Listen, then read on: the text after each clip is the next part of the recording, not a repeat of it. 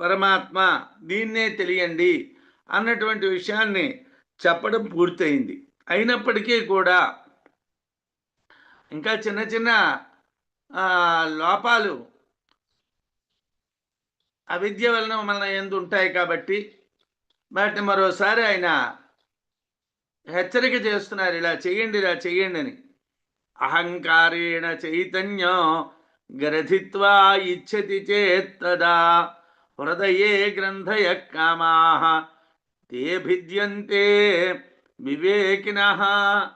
లోకంలో అందరం ఏమిటంటూ ఉంటామంటే గ్రంథులు గ్రంథులు గ్రంథులు అంటూ ఉంటాం. ఏమిటయ్యా గ్రంథులు అంటే ముళ్ళు. ఏమిటి ముడిపడ్డాదయ్యా? దేనికి ముడిపడ్డాదయ్యా? అహంకారేణ చైతన్యం గ్రథిత్వా. చైతన్యం అంటే ఆత్మస్వరూపం. ఆత్మస్వరూపం అయినటువంటిది అహంకారంతో ముడిపడ్డాదనుకోండి, అప్పుడు ఇచ్చతి చేత్తదా. ఒకవేళ ఆ రకంగా నడిచినట్టుగైతే అహంకారేణ అహంకారము చేత చైతన్యమును గ్రథిత్వా ముడివేయుట ఇచ్చతి చేత్తదా. రెండింటినీ కలపడం. సాధారణంగా ఇప్పుడు మనం చేస్తూ ఉన్నటువంటి పని అదే. మనకి అవతల ఆత్మజ్ఞానం కావాలి, యువతల లోకజ్ఞానం కావాలి. రెండు ముడి వేస్తే ఏమిటవుతుందండి? ఆ ముడి విడదు. ఇదే మనం ఇప్పుడు పడుతూ ఉన్నటువంటి ఇబ్బంది. ఒకరు కారు, అందరం పడుతూ ఉన్న ఇబ్బందులు ఇవే. పరమాత్మ కావాలి, లోక వ్యవహారాలు కావాలి. నైనా లోక వ్యవహారాలని వదిలితే పరమాత్మను పట్టుకోవచ్చు వైరాగ్యం కలిగితే. పరమాత్మని పట్టుకుంటే లోక వ్యవహారాలను వదలవచ్చు. అలా కుదరదండి. రెండూ కలిపే మేము చూడాలండి. రెండూ కలిపి మరి ఎలాగవుతుంది? అహంకారేణ అహంకారం చేత చైతన్యమును గ్రథిత్వా ముడివేయుట ఇచ్చతి చేత్ కోరుకున్నప్పుడు కదా అప్పుడు హృదయమునందు గ్రంథయ గ్రంథులు అనబడేటువంటివి ఏర్పడతాయి. ఆ రెండు ముడిపెడితే గ్రంథులు అంటారు వాటిని. గ్రంథి అంటే ఏమిటండి అని అంటే అహంకారము చైతన్యము రెండు ఒకదానికొకటి అంటుకోవటం. అంటే మనం ఆత్మజ్ఞానాన్ని లోకజ్ఞానాన్ని కలిపేయటం. లోకజ్ఞానాన్ని ఆత్మజ్ఞానాన్ని కలిపి మాట్లాడితే ఏమిటవుతుందండి? గ్రంథులు ఏర్పడతాయి. తే గ్రంథయ, ఆ గ్రంథులు కూడా వివేకినః, వివేకవంతుడైనటువంటి వాడు భిద్యంతే, మొక్కలు చేసుకుంటున్నాడు. ఆ గ్రంథులు కూడా వివేకవంతుడైనటువంటి వాడికి మొక్కలైపోతాయి. వివేకవంతులైనటువంటి వాళ్ళకి గ్రంథులు పనిచేయటం లేదు. ప్రజ్ఞావంతులైనటువంటి వాళ్ళకి గ్రంథులు పనిచేయటం లేదు. అహంకారంతో చైతన్యాన్ని ముడివేయుట జరిగితే అది అక్కడ హృదయ గ్రంథులు ఏర్పడతాయి. అప్పుడు హృదయ గ్రంథులు అంటే రెండూ కూడా పెనవేసుకుపోవటం వలన ఎటు మనం వెళ్ళలేము. అటు పరమాత్మ వైపు వెళ్ళలేము, ఇటు లోకజ్ఞానం వైపు వెళ్ళలేము. రెండు ఆ లోకజ్ఞానం వైపు వెళ్తే అయ్యో దూరం అయిపోతున్నామేమో పరమాత్మగా అన్నట్టుకుంటుంది. పరమాత్మ వైపు వెళ్తే అయ్యో ఇవన్నీ మనం వదిలేసుకుంటున్నామేమో అన్నట్టుకుంటుంది. రెండింటికి మధ్యన ముడిపడిపోతాడు. అయితే ప్రజ్ఞావంతులు ఆ రెండింటినీ మొక్కలు చేసుకోగలరు. యదా సర్వే ప్రభిద్యంతే హృదయస్యేహ గ్రంథయః అధమర్త్యో అమృతో భవతి ఏతావదనుశాసనం. మనకి ఉపనిషత్తు చెప్పదలుచుకున్నటువంటి విషయం ఇక్కడతో పూర్తయిపోయినట్టుగా. ఉపనిషత్తులో ఏతావదనుశాసనం అన్నారు. ఇంతవరకు మేము శాసించవలసినటువంటివి శాసించాం. ఏమిటయ్యా అనంటే ఇందాకల్లా మనం శ్లోకంలో చదువుకున్నటువంటి దాన్నే చెప్తున్నారు. యథా సర్వే ప్రభిద్యంతే హృదయస్యేహ గ్రంథయః. జీవించి ఉండగానే హృదయ గ్రంథులు ముక్కలవుతే ఎప్పుడు ముక్కలైపోతాయో అప్పుడు మూలముతో సహా కోరికలు నశిస్తాయి. అంటే ఆ రెండింటిని వేరు చేసాం అనుకోండి, కోరికలు అన్న గొడవ లేదండి. ఆ రెండింటినీ కలిపేశాం. ఆత్మజ్ఞానం లోకజ్ఞానం కలిపేశాం. ఏమండి ఎలాగండి ఇది అంతా వదిలిమంటే ఎలాగవుతుందండి? అన్నీ పట్టుకొనే పోని కూర్చోాలంటే అలా కూర్చోడు. కొంతమంది మూఢులు ఉంటారు. భార్య పిల్లలు డబ్బు సంసారం, భోగాలు ఇవి తప్పించి మరో విషయమే ఆలోచించరు. వాళ్ళతో సమస్య లేదు. ఎందుకంటే వాళ్ళకి పరమాత్మ లేదు, జీవాత్మ లేదు, బ్రహ్మము లేదు, పరబ్రహ్మము లేదు, ఏ గోళ లేదు. వాళ్ళు హ్యాపీగా ఉన్నారు. కొంతమంది పరబ్రహ్మాన్ని, పరమాత్మని తెలియటం కోసం చాలా కష్టపడుతూ ఉంటారు. వాళ్ళకి ఇబ్బంది లేదు. రెండింటికి మధ్యన కొంతమంది ఉంటారు.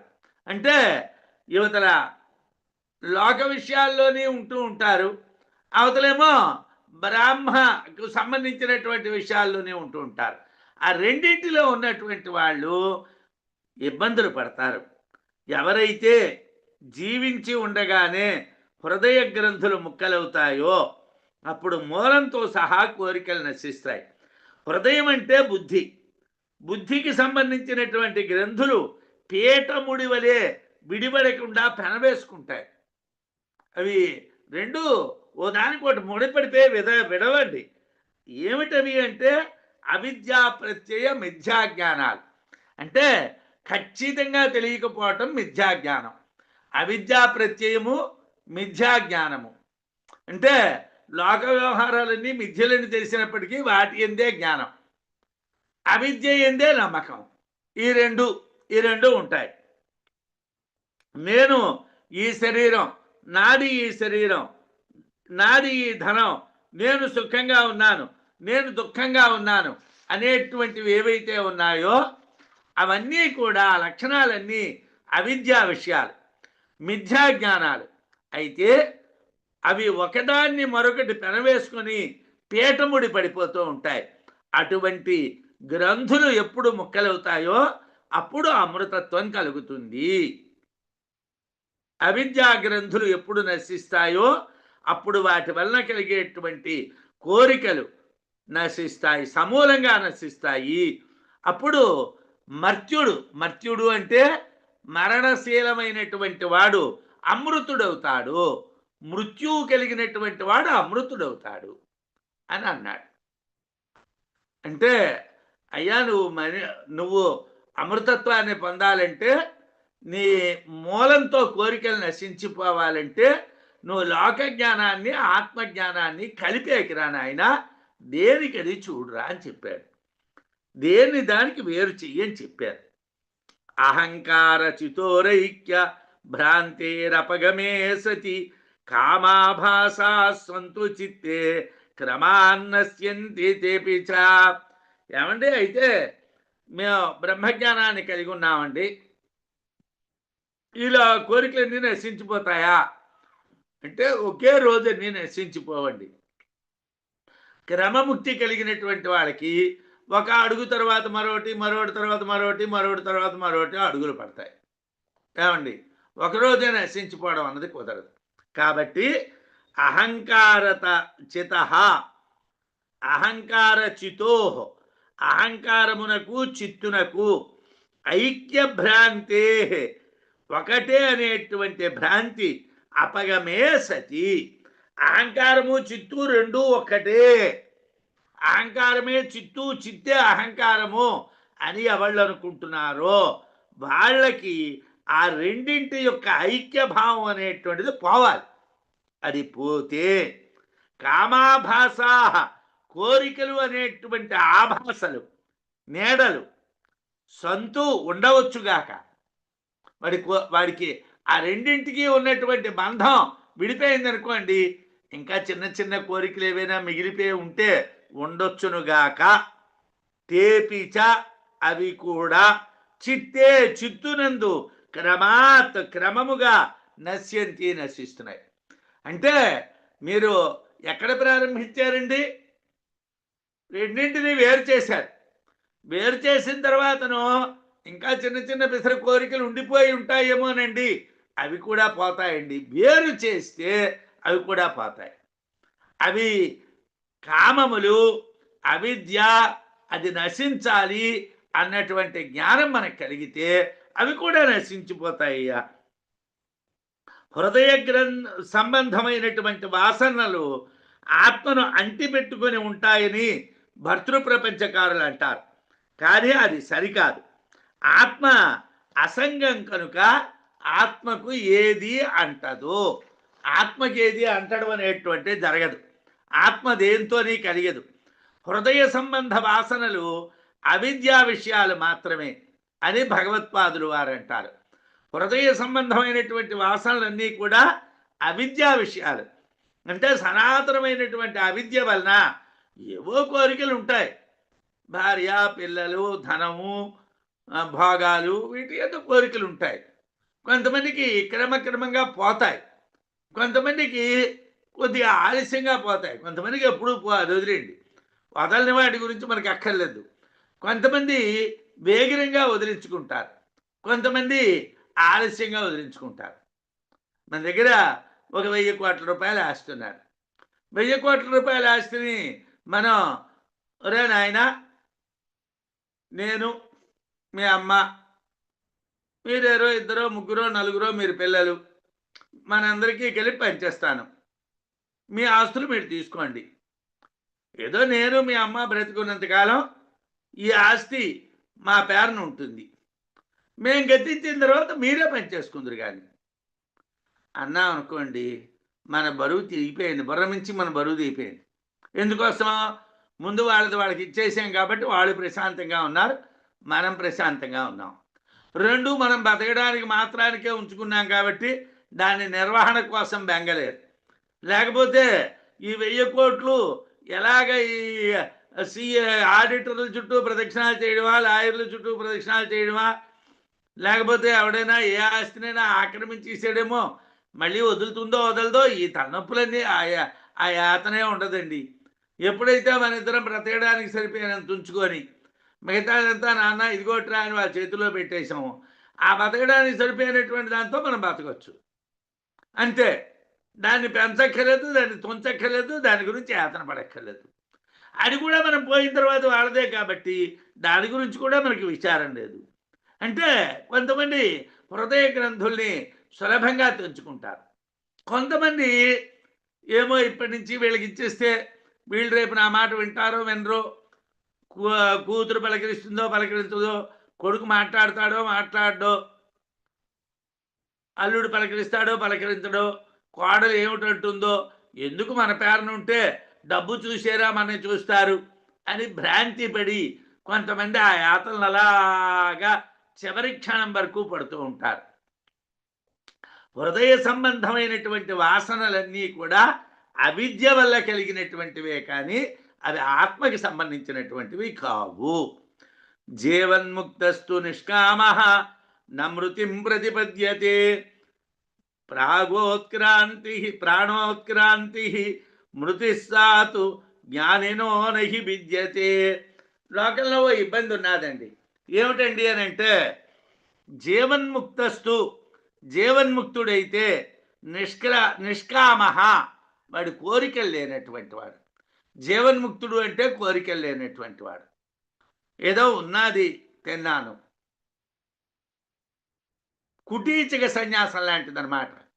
అంటే మన ఇంట్లోనే మనం సన్యాసిలా ఉన్నాం, ఇంట్లోనే ఉన్నాం, పిల్లలు ఉన్నారు, భార్య ఉన్నారు, కానీ ఏదో నియమితమైనటువంటి ఆహారం, నియమితమైనటువంటి విహారం, లౌకిక వ్యవహారముల యందు చాలా అల్పంగా మితంగా కలుగు చేసుకోవటం ఉంటే ఏమవుతుందండి? బంధాలు ఏవి ఉండవు. జీవన్ముక్తుడయ్యి ఉంటాడు. జీవన్ముక్తస్తు నిష్కామః, జీవన్ముక్తుడు కోరికలు లేనటువంటి వాడు. మృతిన్న ప్రతిపద్యతే, వాడు చనిపోడు. అదేమిటండి? అందరూ చనిపోతారు కదండి, వాడు చనిపోకపోవడం ఏమిటండి అంటే, వాడు చనిపోడయ్యా, వాడి ప్రాణం పోవడం అని ఉండదు. ప్రాణోత్క్రాంతి మృతిస్సాతు జ్ఞానినో నహి విద్యతే. ప్రాణోత్క్రాంతి, ప్రాణములు విడిచిపెట్టడం అనేటువంటిది మృతి, మరణము. సాతు, అదైతే, ఆ మరణమైతే, జ్ఞానినః నహి విద్యతే, జ్ఞానులైనటువంటి వాళ్ళకి ఉండదు. జ్ఞానులకి చచ్చిపోవడం అనేటువంటిది ఉండదు. అదేమిటండి చచ్చిపోవడం ఏమిటి? రమణ మహర్షి గారు చనిపోయారు, రామకృష్ణ పరమహంస చనిపోయారు, చాలామంది యోగులు చనిపోయారు, మనం చనిపోయాం అనుకున్నాం, వాళ్ళు చనిపోయారని మనం అనుకుంటున్నాం. వాళ్ళు చనిపోయామని వాళ్ళు అనుకోలేదు, వాళ్ళు ఎక్కడా పోలేదు, వాళ్ళు ఎక్కడే ఉన్నారు. కోరికలు లేనివాడు జీవన్ముక్తుడు, అతడు మరణాన్ని పొందడు. ప్రాణాలు శరీరం నుండి బయటపడవు, బయటపడుట మరణం. ప్రాణాలు శరీరం నుండి బయటికి రావడాన్ని మరణం అంటారు. అది జ్ఞానులకు ఉండదు. అధమర్త్యో అమృతో భవతి ఏతావదనుశాసనం.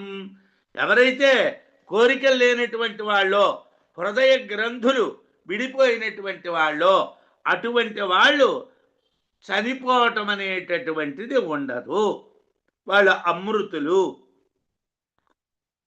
కోరికలు నశించినప్పుడు మరణ ధర్మము కలవాడు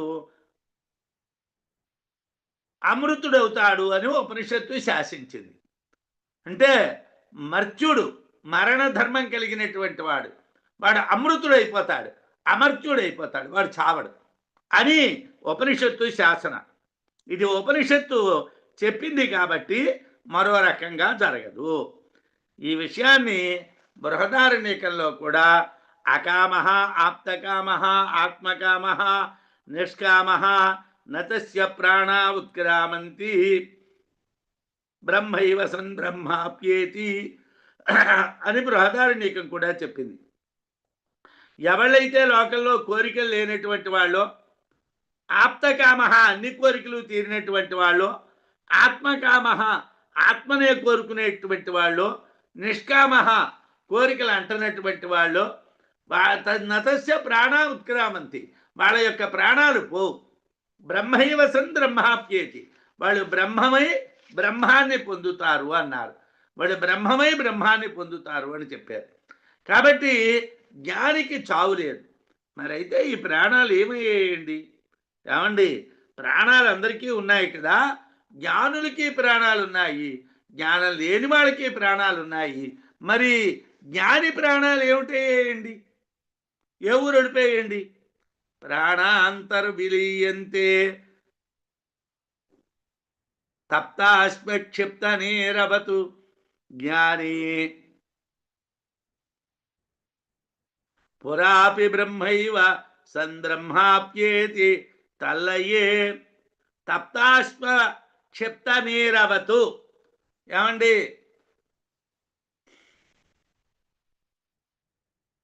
దోశలు వేద్దాం అనుకున్నారు,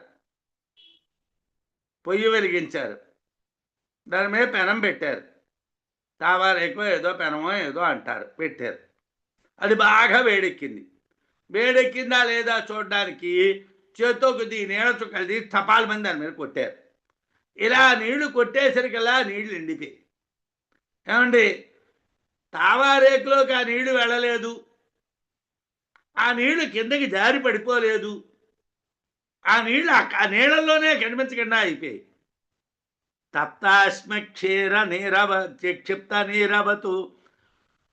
బాగుగా కాలినటువంటి ఇనుము మీద చల్లబడినటువంటి నీటి విధంగా ప్రాణా అంతర్విలీయంతే ప్రాణాలు అతడిలోనే లీనమైపోతాయి. ఆ ప్రాణాలు బయటికి రావు, అతడిలోనే లీనమైపోతాయి. అదేమిటండి?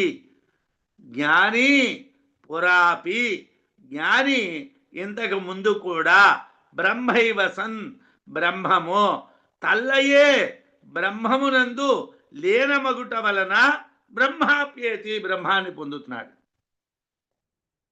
వాడు బ్రహ్మమే, ఇంతకు ముందు వాడు బ్రహ్మమే, ఇప్పుడు బ్రహ్మమే, వాడు ఎప్పుడూ బ్రహ్మమే. ఏమండి, వాడేమో ప్రాణాలు పోకముందర బ్రహ్మమే, ప్రాణం పోయిన తర్వాత బ్రహ్మమే. మరి ప్రాణాలు ఏమయ్యాయండి అంటే, ఎలాగైతే కాలినటువంటి ఇనుపు మీద నీళ్లు చల్లితే ఆ నీళ్లు నీళ్లలోనే లీనమైపోతున్నాయో, ఆ నీళ్లు కనిపించకుండా పోతున్నాయో, అలా ఈ ప్రాణాలు కూడా కనిపించటం లేదు. జ్ఞాని ప్రాణములు బయటకు పోవు, అతడిలోనే లీనం అవుతాయి. బాగుగా కాలిన ఇనుప వస్తువుపై నీరు చల్లితే ఆ నీరు అక్కడే ఇంకిపోతుంది. అదేవిధంగా జ్ఞాని కూడా బ్రహ్మయ్యి బ్రహ్మమునందు లీనమై బ్రహ్మాన్నే పొందుతాడు అంటే జ్ఞానే బ్రహ్మ, అతడు పొందేది కూడా బ్రహ్మ. అయితే కాలిన ఇనుము వస్తువు మీద చల్లినటువంటి నీళ్లు ఇనుప వస్తువు గ్రహించదు. ఏమంటే ఆ పెనానికి ఆ నీళ్ళు ఏమీ లోపలికి వెళ్ళడం లేదు. అలాగైతే ఆ పెనం ఉబ్బాలి, ఆ నీళ్ళు ఏమీ వెళ్ళడం లేదు. ఆ నీళ్లు కిందకు జారో, పోనీ నీళ్ళు కింద పడిపోయా, పడిపోలేదు. అదేవిధంగా కోరికలు నశించినటువంటి జ్ఞాని ప్రాణం ఆత్మని అంటదు. ఆ ప్రాణం ఆత్మని వెళ్ళి అంటుకోదు, బయటికి పోదు. ఆ ప్రాణాలు ప్రాణాల్లోనే లీనమైపోతాయి. ఆ ప్రాణాలు ప్రాణముల యందే లీనమైపోతాయి అన్నారు. బ్రహ్మబోద్ధమశక్త సన్ ఉపాస్తే చేత్తదా పుమాన్ నాడ్యామూర్ధన్యయా బ్రహ్మ లోకం గత్వా విముచ్యతే. అంటే నిన్నను కూడా మనం అనుకున్నాం ఏమిటండి అని అంటే, కొడిగెట్టినటువంటి దీపంలాగా. అంటే దీపంలో నూనె ఉన్నంతసేపు దీపం వెలుగుతుంది. నూనె అయిపోయిన తర్వాత ఆ ఒత్తి కూడా కాలిపోతుంది, కాలిపోయి లీనమైపోతుంది. ఆ వెలుగు ఆ ఒత్తిలో కూడా ప్రవేశించి ఆ ఒత్తిని కూడా లేకుండా చేసేస్తుంది. అలాగా ప్రాణాలు కూడా లీనమైపోతాయి, ప్రాణాలు బయటికి రావు. ఏమండి, ఎలాగైతే దీపంలో ఒత్తిలాగా, కొడిగెట్టినటువంటి ఒత్తిలాగా ప్రాణాలు దాంట్లోనే లీనమైపోతాయి. బ్రహ్మబోద్ధుమశక్త సన్ పుమాన్ పురుషుడు యదా ఎప్పుడు బ్రహ్మబోద్ధం బ్రహ్మమును తెలియుటకు అశక్త సన్ అసమర్థుడయి ఉపాస్తే చేత్ బ్రహ్మాన్ని ఉపాసించినట్లయితే మూర్ధన్యయా తలపై ఉండేటటువంటి నాడ్యా నాడి ద్వారా బ్రహ్మలోకంగత్వా బ్రహ్మలోకమును పొంది విముచ్యతే ముక్తుడగును. మనకి ఏతావదనుశాసనం అన్నంత వరకు కూడా బ్రహ్మలోకం అనేటువంటి పదానికి అర్థం ఏమిటంటే పరమాత్మ అని అర్థం. ఇక్కడ బ్రహ్మలోకము అంటే హిరణ్య గర్భ బ్రహ్మలోకము అని అర్థం. ఎందుకోసం? ఎవరైతే బ్రహ్మాన్ని పొందడానికి అశక్తులవుతారో, ఒకవేళ ఆత్మజ్ఞానం ద్వారా బ్రహ్మాన్ని పొందడానికి అసమర్థుడైతే, బ్రహ్మాన్ని ఉపాసించినట్లయితే శిరస్సులో ఉండేటువంటి నాడి ద్వారా బ్రహ్మలోకాన్ని పొంది ముక్తిని పొందుతాడు అన్నారు. అయితే ఈ బ్రహ్మలోకం హిరణ్య గర్భ బ్రహ్మలోకము అని భగవత్పాదులు వారు భాష్యంలో చెప్తారు. శతంచైకాచ హృదయస్య నాడ్య తాసాం మూర్ధానం అభినిసృతైకా తయోర్ద్వయాయన్నమృతత్వమేతి విశ్వజ్ఞా ఉత్కిరమణే భవంతి. ఈ మంత్రార్థం మీదన మనం చదువుకునేటువంటి శ్లోకానికి సంబంధించినటువంటి, ఇందులో చెప్పబడినటువంటి విషయం అపరబ్రహ్మోపాసనకి పంచాగ్ని విద్యావంతులకి సంబంధించినటువంటిది. ఎందుకండి అంటే ఆత్మజ్ఞానం కలిగినటువంటి వాళ్ళు ఆత్మలోనే లీనమైపోతారు కాబట్టి వాళ్ళకి అసమర్థత అనేటువంటి పదమే ఉండదు. బ్రహ్మము తెలియలేదు అన్నటువంటి సమస్య వాళ్ళకి లేదు. కానీ బ్రహ్మము తెలియనటువంటి వాళ్ళు బ్రహ్మం కోసం ఉపాసన చేస్తే ఎక్కడి వరకు వెళ్తారు? హిరణ్య గర్భ బ్రహ్మలోకం వరకు వెళ్తారు. బ్రహ్మము తానే అని తెలిసినటువంటి వాడి విషయంలో అనుశాసనం పూర్తయిపోయింది. అది ఏమిటి చెప్పాలో చెప్పేశాం. ఏతావద్ అనుశాసనం అని అక్కడితో దాన్ని పూర్తి చేశాం. ఇందులో చెప్పబడేటువంటిది అపరబ్రహ్మ విద్యోపాసకులు, హిరణ్య గర్భ బ్రహ్మాన్ని ఉపాసించేటువంటి వాళ్ళు, పంచాగ్ని విద్యోపాసకులు, వాళ్ళకి లభించేటువంటి ఫలితం. పంచాగ్ని విద్య చేసేటువంటి వాళ్ళు, హిరణ్య గర్భ బ్రహ్మ ఉపాసన చేసేటువంటి వాళ్ళు ఏమిటి పొందుతారు? బ్రహ్మ తెలియనటువంటి వారి గతి ఈ రెండు విషయాలు చెప్తున్నారు. అంటే ఇక్కడ రెండు విషయాలు చెప్తున్నారు. ఒకటి, అపరబ్రహ్మోపాసకులు పంచాగ్ని విద్యోపాసకులు అయిన వాళ్ళకి ఏ లోకం వస్తుంది, అది ఒకటోది. రెండోది, అసలు బ్రహ్మమే తెలియదు. బ్రహ్మం అనేటువంటి దాన్ని తెలియని వాళ్ళ పరిస్థితి ఏమిటి అని రెండు విషయాల్ని తీసుకున్నారు. పురుషుడు హృదయంలో నుండి వచ్చినటువంటి నాడులు 101, దాంట్లో 100 నాడులు మామూలు నాడులు, సుషుమ్న అనేటువంటి నాడి ఒకటి శిరస్సు మీద ఉంటుంది, శిరస్సుకి వ్యాపించి ఉంటుంది. వాటిలో సుషుమ్న అనేటువంటి నాడి తల మధ్య భాగాన్ని ముక్కలు చేసుకొని బయటికి వస్తుంది. అది సుషుమ్న నాడి తల మధ్యాన్ని ముక్కలు చేసుకో బయటికి వస్తుంది. ఉపాసకుడు అంతకాలంలో అంటే చిట్ట చివరి సమయంలో హృదయంలో ఆత్మను వశం చేసుకొని ఆ సుషుమ్న నాడితో కలిపితే ఆ నాడితో మీదకు వెళ్ళి ఆదిత్య మండలం ద్వారా ఆపేక్షిక అమృతత్వం పొందుతాడు. ఆపేక్షిక అమృతత్వం అంటే సాపేక్షమైనటువంటి అమృతత్వం. అదేమిటండి అది పొందుతాడన్నారు? ఆపేక్షికం అని ఎందుకు చెప్పారంటే అన్ని జీవులు నశించే వరకు హిరణ్య గర్భలోకంలో ఉంటాడు. హిరణ్య గర్భ బ్రహ్మతో కలిసి బ్రహ్మలోకంలో ఉన్నటువంటి గొప్ప గొప్ప భాగాలు అనుభవిస్తాడు. కాలాంతరంలో ముఖ్యమైనటువంటి అమృతత్వాన్ని పొందుతాడు. వెంటనే పొందడు. ఇలా ఉపాసన చేసినటువంటి వాడు ఆ సుషుమ్నా నాడి ద్వారా బ్రహ్మరంధ్రం భేదించుకో బయటికి వెళ్ళినటువంటి వాడు వెంటనే మోక్షాన్ని పొందడు. కొంతకాలం హిరణ్య గర్భలోకాల్లో ఉంటాడు. అక్కడ భాగాలను అనుభవిస్తాడు. హిరణ్య గర్భ బ్రహ్మతో కలిసి తదనంతర కాలంలో కొంతకాలం అయిన తర్వాతనో వాడు బ్రహ్మలోకాన్ని అంటే ముఖ్యమైనటువంటి బ్రహ్మలోకాన్ని అమృతత్వాన్ని పొందుతాడు అని భాష్యంలో భగవత్పాదుల వారు చెప్పారు. అందువలన ఇది ఆపేక్షికమైనటువంటిది, అంటే ఇది ముఖ్యమైనటువంటిది కాదు. ఈ అమృతత్వం ముఖ్యం కాదు, ఆపేక్షికం. అంటే యోగం ద్వారా పొందాం, మళ్ళీ ఏమైనా భ్రష్టత్వం వస్తే ఇబ్బంది. ఇది ముఖ్యమైనటువంటిది కాదు. అయితే అత్రైవోపాసకస్యాశ్చ ధీశుద్ధిశ్చేత్తతాత్మసో దేహాద్విముచ్య హృన్నిష్ఠ బ్రహ్మత్వేన అవగచ్చతి.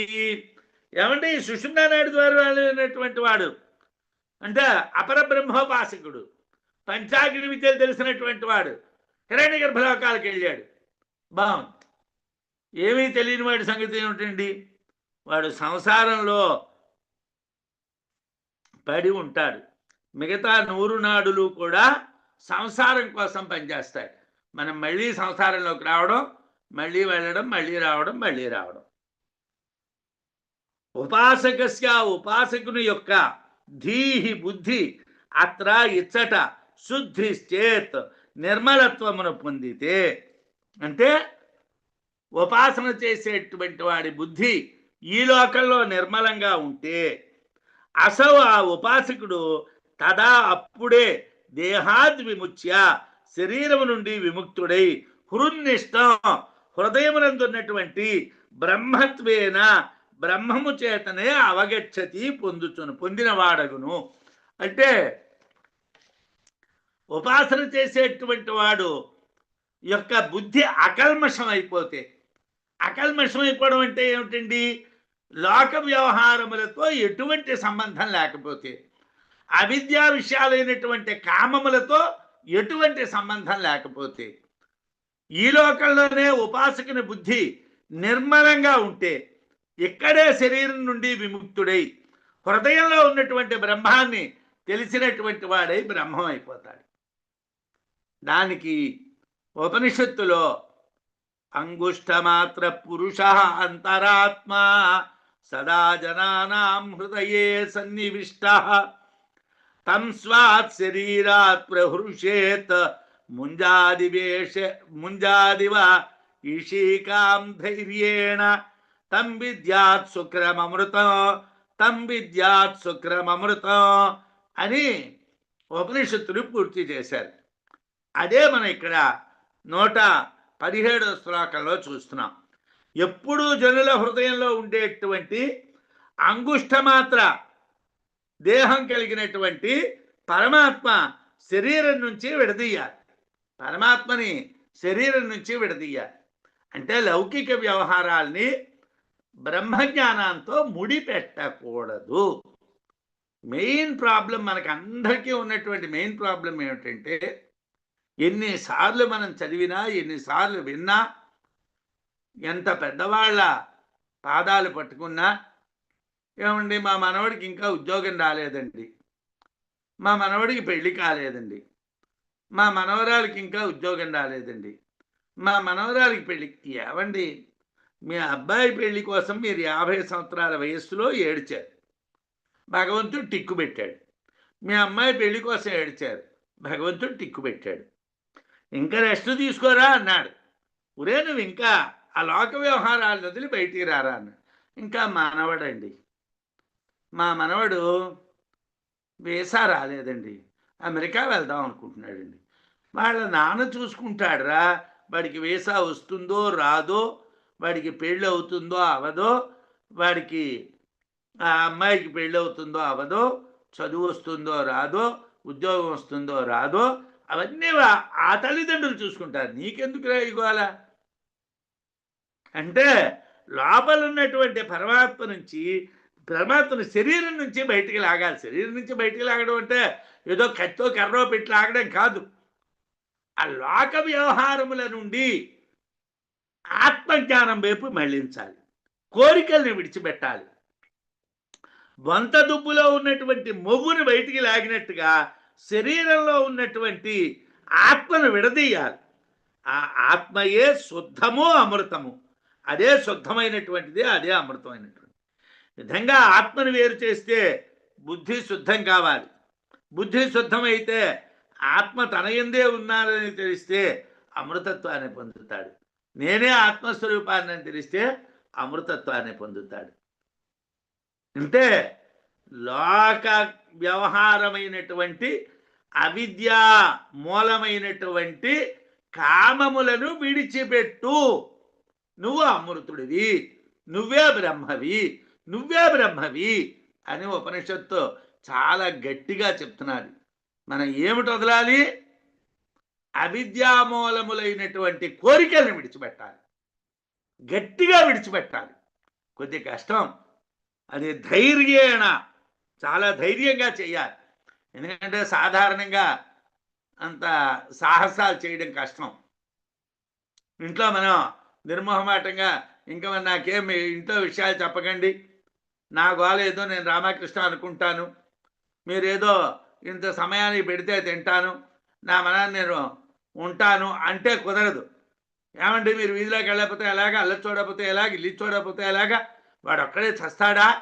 వాడికి 60 ఏళ్ళు, వీడికి 80 ఏళ్ళు, ఇంకా వాడు చావడం ఏమిటి? వాడు ముసిరాడు అవుతున్నాడు కదా, వాడి పిల్లడు 40 ఏళ్ళ వాడు అవుతున్నాడు కదా, ఇంకా వీడెందుకు భ్రాంతి? వీడు వదలడు, వీడి చుట్టూ ఉన్న వాళ్ళు వదలరు. వదలాలి.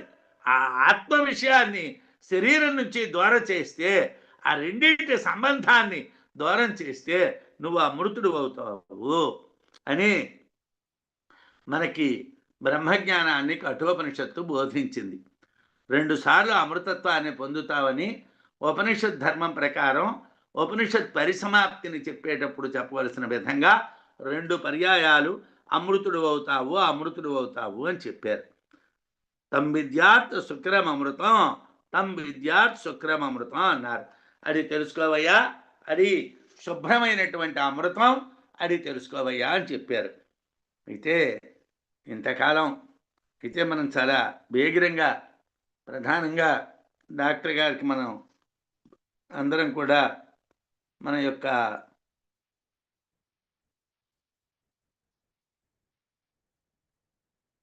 నేను కృతజ్ఞతలు అనకూడదు కానీ చెప్పాలి. ఎందుకంటే వారానికి 2 రోజులు మనం చెప్పుకోవటం చేత కఠోపనిషత్తు సుమారు నెల 15 రోజుల్లో పూర్తయిపోయింది. 120 శ్లోకాలు నెల 15 రోజుల్లో పూర్తయిపోయాయి.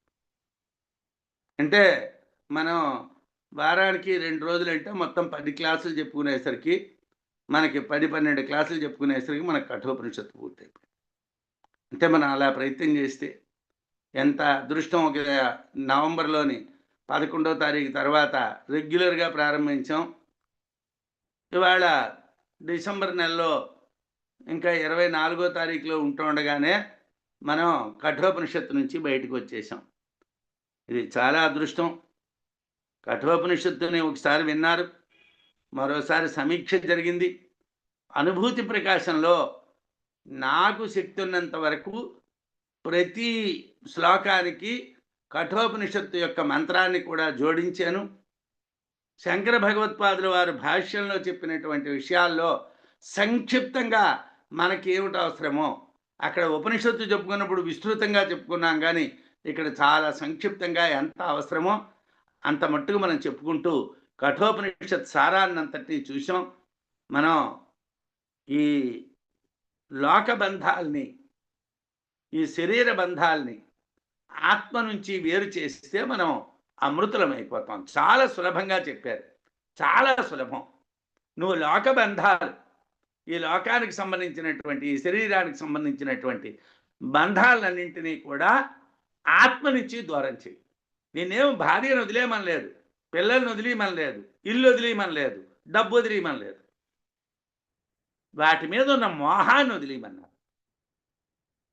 వాటి ఉన్న మీద మోహాన్ని వదిలేయండి.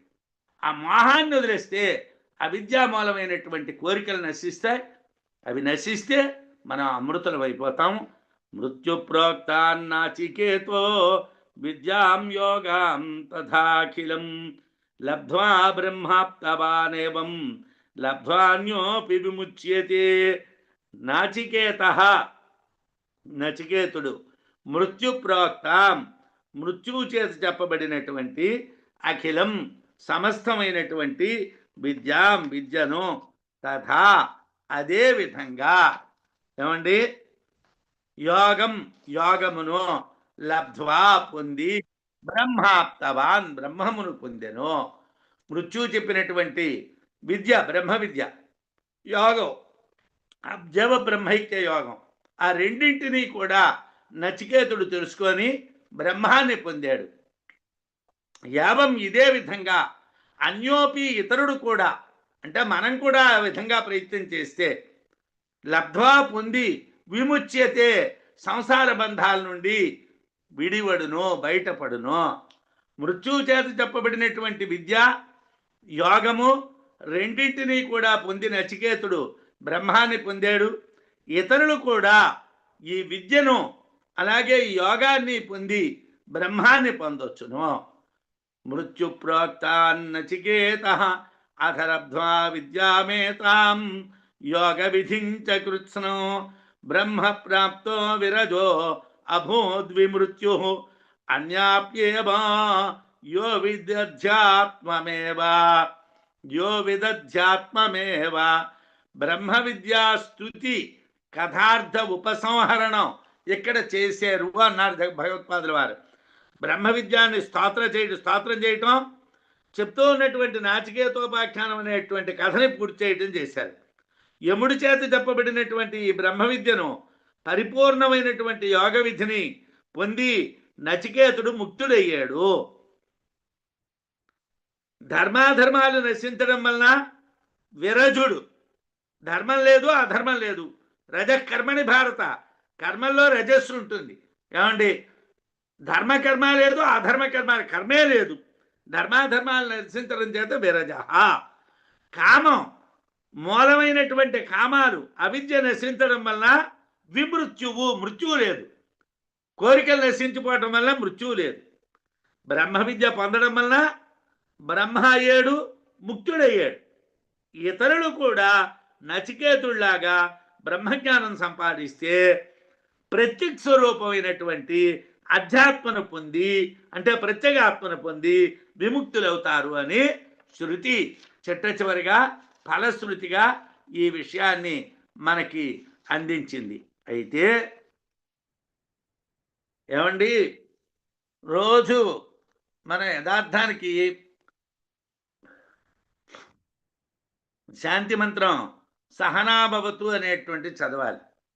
కానీ రోజు మనం అలవాటు ప్రకారం ఏదో ఒక శాంతి మంత్రాన్ని పఠించడం పెట్టుకున్నాం కాబట్టి పఠిస్తున్నారు. ఇక్కడ ప్రత్యేకంగా కఠశ్రుతిలోని చెప్పారు. అలాగే విద్యారణ్యుల వారు కూడా చెప్తున్నారు. విద్యా తత్ఫలయోర్విఘ్న శాంత్యర్థం సహనావితి మంత్రం జపేత్ తేన విఘ్నా శామ్యంత్యేవ న సంశయ. విద్యా తత్ఫలయో, బ్రహ్మ విద్యకు దాని ఫలితమైనటువంటి బ్రహ్మాన్ని పొందడానికి, విఘ్నశాంత్యర్థం విఘ్నాలు లేకుండుట కొరకు, సహనావితి సహనాభవతు మొదలైనటువంటి మంత్రం, శాంతి మంత్రం జపించవలను. మనం శాంతి మంత్రం చదవాలి, సహనాభవతు అనే శాంతి మంత్రం చదవాలి. కఠోపనిషత్తు చివరిని కూడా సహనాభవతు అనేటువంటి ఆ శాంతి మంత్రాన్ని ఇచ్చారు. దాన్ని జపిస్తే విఘ్నాలు ఉండవు, ఆటంకాలు ఉండవు. తేనా శాంతి మంత్ర పఠనం వలన విఘ్నములు శామ్యంత్యేవా ఉపశమించిపోతాయి కదా. సంశయ నా, ఈ విషయంలో సందేహం లేదు. బ్రహ్మ విద్య దాని ఫలితమైనటువంటి బ్రహ్మాన్ని పొందడానికి, విఘ్న శాంతి కొరకు, ఆటంకాలు శాంతించడం కోసం సహనాభవతు అనేటువంటి శాంతి మంత్రం పఠించాలి. ఆ మంత్రం జపిస్తే ఆటంకాలు నశిస్తాయి, ఇందులో సందేహం లేదు అని విద్యారణ్యుల వారు ఆ శాంతి మంత్రాన్ని మనకి గుర్తు చేశారు. సహనాభవతు సహనౌ భునక్తు సహవీర్యం కరవావహై తేజస్వినావధీతమస్తు మా విద్విషావహై. ఓం శాంతి శాంతి శాంతి అన్నటువంటి మంత్రం. గురు శిష్యులకు ఆత్మజ్ఞానానుభూతి లభించాలి. తేజోవంతులైనటువంటి గురు శిష్యుల ఇద్దరి మధ్యని అధ్యయనం బాగుగా ప్రకాశించాలి, బలంగా జరగాలి. ఆత్మజ్ఞానం సమర్థంగా ప్రకాశించాలి. సర్వజ్ఞుడైనటువంటి గురువు అల్పజ్ఞుడైనటువంటి శిష్యుల మధ్య జ్ఞాన తారతమ్యం వలన విద్వేషం రాకూడదు. గురువుగారు బాగా చదువుకున్నారు కాబట్టి నేను చాలా చదువుకున్న వాడిని అన్న అహంకారం, శిష్యుడికి తెలియదు అనేటువంటి ఇన్ఫీరియారిటీ రెండూ ఉండకూడదు. రెండింటి వలన ద్వేషం రాకూడదు. ప్రమాదం వలన దారి తప్పినటువంటి అధ్యాపనాల వలన విద్వేషం రాకూడదు. ప్రమాదం అంటే అతి సంతోషం. బాగా చదివాను విద్యార్థి కానీ, బాగా చెప్పాను అని గురువు కానీ అంటే బాగా సంతోషాన్ని పొందితే అది ప్రమాదం అంటారు. ఆ ప్రమాదం వలన అధ్యయనానికి అధ్యాపనానికి శత్రుత్వం రాకూడదు. ఆది భౌతికమైనటువంటి శాంతి, ఆది దైవికమైనటువంటి శాంతి, ఆధ్యాత్మికమైనటువంటి శాంతి కలగాలని ఓం శాంతి శాంతి శాంతి అన్నారు. వాంకారం ఉపనిషదర్థం పరిపూర్ణమైంది అని చెప్పడం కోసం వినియోగించారు. ఇక్కడికి కఠోపనిషత్ సారమైనటువంటి బ్రహ్మ విద్య అనుభూతి ఎలా పొందాలి అనేటువంటిది విద్యారణ్యుల వారు చెప్పారు. వైరాగ్యం నాచికేతస్య యథా తీవ్రం తథా పుమాన్ ప్రాప్నోతి సేవ్యమానస్సన్ విద్యాతీర్థమహేశ్వరం. మనం చదువుతున్నటువంటిది విద్యారణ్యుల వారు అనుగ్రహించినటువంటి అనుభూతి ప్రకాశం. విద్యారణ్యుల వారి గురువుగారు విద్యాతీర్థ మహేశ్వర స్వామివారు. విద్యాతీర్థ మహేశ్వర స్వామివారి గురువుగారు కాబట్టి ప్రతి అధ్యాయం చివరిలోని కూడా గురు కటాక్షాన్ని కోరుకుంటూ ఉంటారు. విద్యారణ్యుల వారు ప్రతి అధ్యాయం చివరిని గురు కటాక్షాన్ని కోరుకుంటారు. నచికేతనికి యథా ఏ విధముగా తీవ్రమైనటువంటి వైరాగ్యము కలిగినటువంటిదో తథా అటువంటి వైరాగ్యము పుమాన్ పురుషుడు విద్యాతీర్థమహేశ్వర స్వామివారిని సేవ్యమానసన్ సేవించిన వాడై ప్రాప్నోతి పొందుచున్నాడు.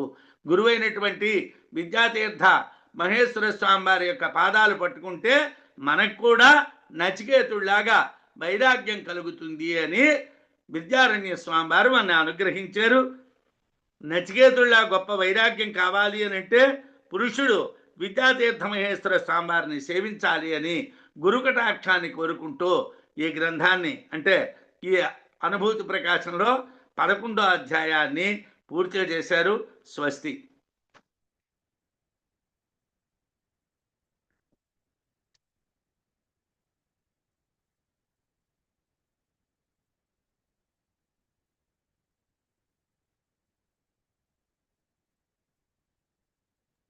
అయ్యా గురుగారు నమస్కారం. అమ్మ నమస్కారం. అదే డాక్టర్ గారు ఏమో తెలియలేదు. మధ్యలో ఉంది. క్లోజ్ అయ్యి ఉంది మైకు. డాక్టర్ గారు ఏమన్నా పక్కకి వెళ్ళారో ఏమో తెలియలేదు. చాలా బాగుంది. బాగా అర్థమైంది.